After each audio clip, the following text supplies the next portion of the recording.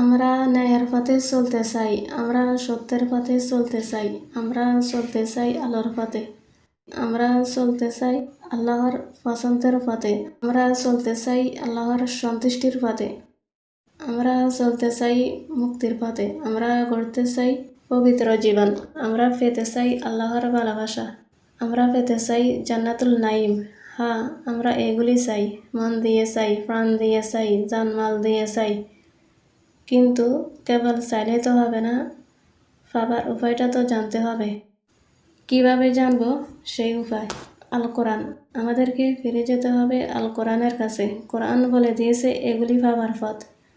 স্পষ্ট করে সব কথা বলে দিয়েছে কোরআন, জানিয়ে দিয়েছে আমরা যা চাই তা পাবার উপায়।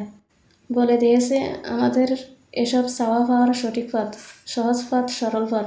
দেখে দিয়েছে সিরাতুল মুস্তাকিম।